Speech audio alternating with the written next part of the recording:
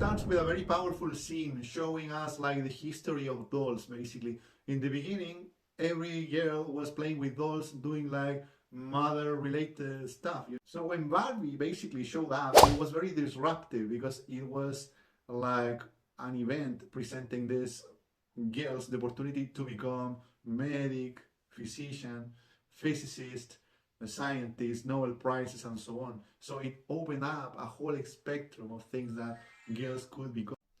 Then we see like this kind of land, Barbie land, that it is ruled completely by women. Men are just accessories. They are not. They are presented even like clumsy idiots, morons in general. It's a land full of simps, because Ken actually said literally that he always had like a good day when he was like receiving attention from Barbie. So in this land, obviously, there were many types of girls in terms of physical appearance. We can see some Barbies even pregnant, out of shape also. All one, we're going to discuss about this later.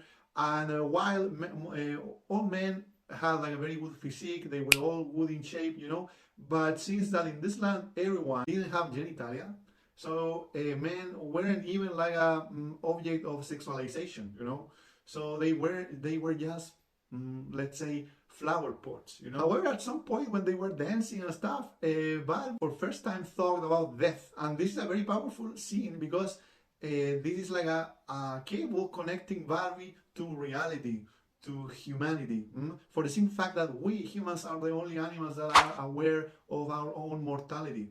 Until this scenario, Barbie realized that she had to visit this fucked up Barbie, who was like at the same time very wise, and she offered her the opportunity to know all the reality of the world, like the red shoe pill, and also to stay like clumsy and clueless and totally naive of the world, like represented by the blue shoe pill. Anyway, since that Ken is a simp, like most men nowadays, 80% of men in the real, actual world that we live in, he decided to follow her against her will. She didn't resist. Well, at the beginning she did, but then they continued the trip towards the real world. When they entered the real world, they noticed that it was completely different. Barbie was instantaneously seen as a sexual object, which is a reality that attractive women or most women actually face in our current society. And also, Ken for first time felt admired, respected, and obviously the reasons were very obvious because the guy was in amazing shape. Having like a good physique is something uncommon and it is worthy of respect. However, he received the strike of reality. He thought that by having a penis or being a man, it was enough to be whatever he wanted. But actually, he started like looking for jobs and stuff to become medic and things like that. And it seems very funny, but he didn't get the position.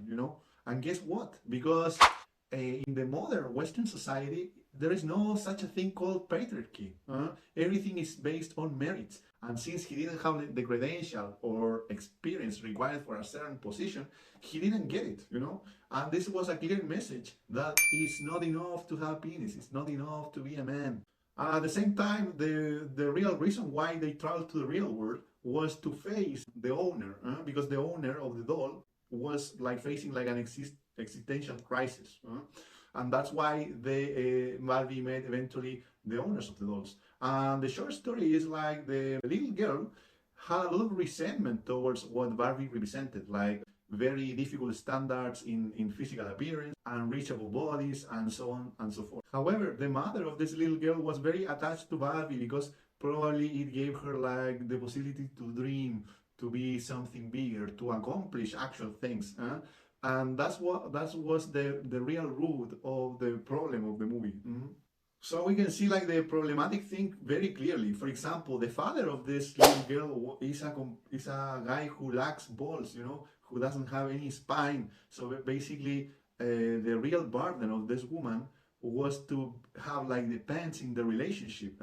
We can see clearly like in the movie that the father was like learning Spanish and doing silly things. So basically we can conclude that this guy was an absent father.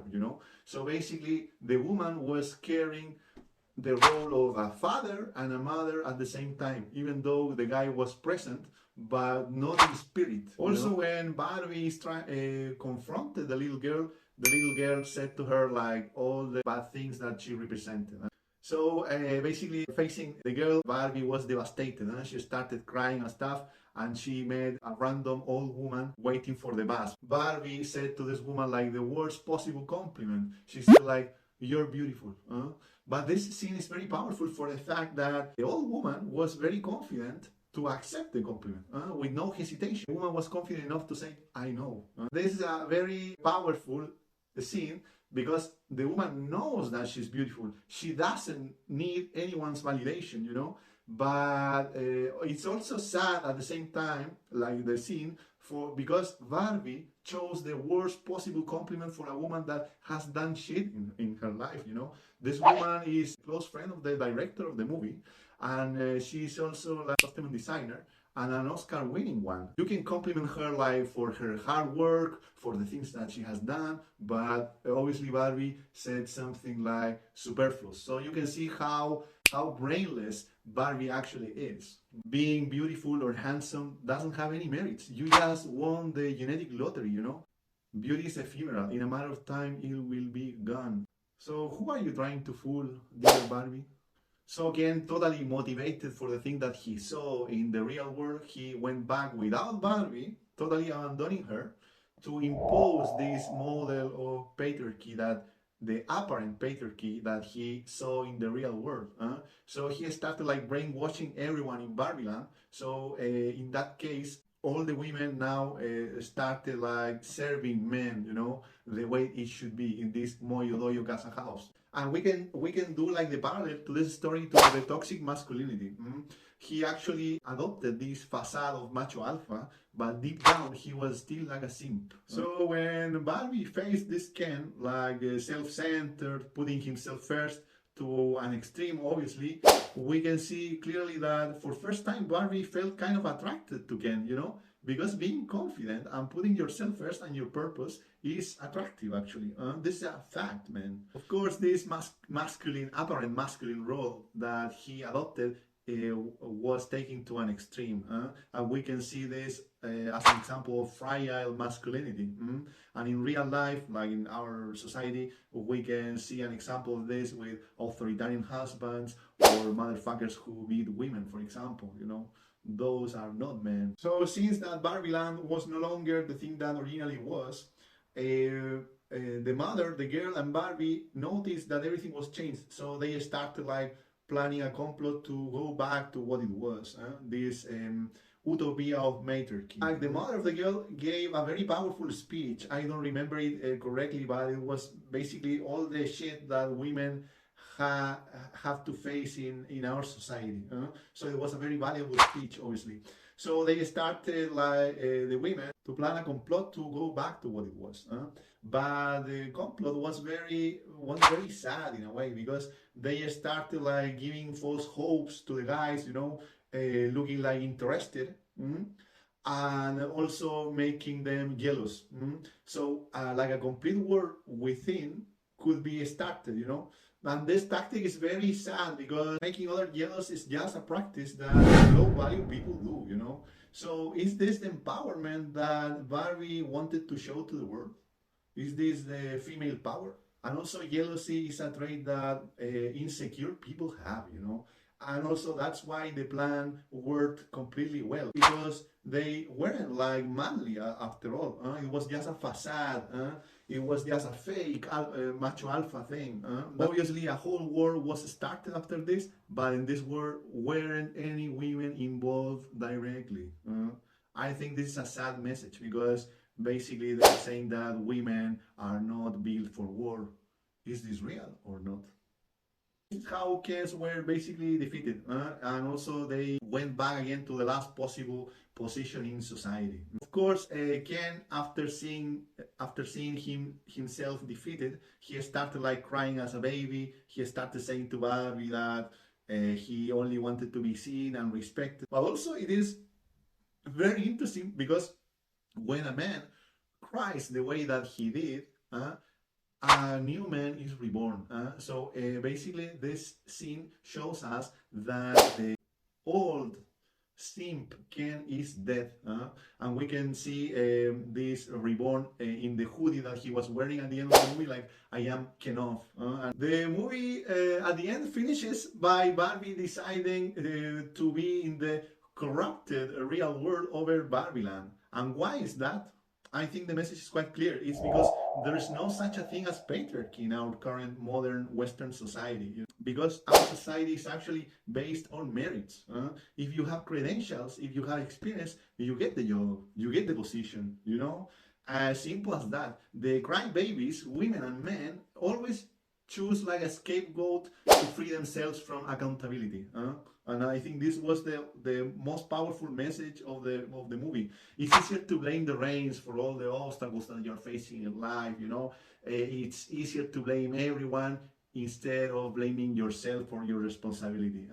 It's easier to do that instead of improving. And then also at the end of the movie, she goes to the hospital or clinic or whatever, and she visited the gynecologist to get basically a vagina. And what was the hidden message behind that?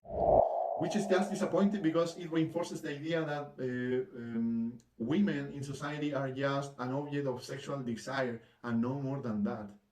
Furthermore, if we consider like the plot that Barbies did against the Kens and this Ken land, you know, when they wanted to impose this patriarchy, extreme patriarchy based in frail masculinity, basically they are showing us that it is a flex to be able to attract men and playing with them, you know, but there is nothing good in that. Actually, what is good about having like a bunch of dudes, you know, to bang or to be able to fuck? What is the point of that? Because how many of those men are men of courage, men of principle, men of value, etc.? They are just suckers, you know. There is nothing worthy in them to be proud of bragging, you know. At the end, I think the real value of the movie by itself, it was like about presenting us stereotypes. How men and women are played and the problems that both are facing. I don't think this is a feminist movie in the radical point of view. Actually, it's quite inclusive. So basically, the burden that women are facing in society is not a direct cause of patriarchy itself. This is like the real conclusion. It's just a self-imposed burden as a coping mechanism for the lack of balls in our world, for the lack of men with spine in society. They were all suckers, and this is just the reality of our current society. So the women have to cope with this by being men and also woman at the same time, you know. This is just a burden too heavy to carry on the shoulders, you know, because women want to be nurturing, want to be like mother, want to be caring, loving, but also at the same time have to construct an empire, have to escalate positions in society, which are traits or path that most men follow, you know, because we must. So this is just a consequence of lack of true masculinity in society. It's not about patriarchy. There is no such a thing called patriarchy in our society nowadays, in the Western modern society I'm talking about. In what sense is our society male dominated? This is for sure in consequence a coping mechanism for the lack of balls in the world, man, okay? That's the real reason. So this coping mechanism by itself ends up being demolishing for the women's souls. This is a true story here. The last message from the movie, in my opinion, is that both matriarchy and patriarchy are both bullshit. They are both ridiculous. We are here in this world to complement each other, not to be opponents. We are here to work as a team.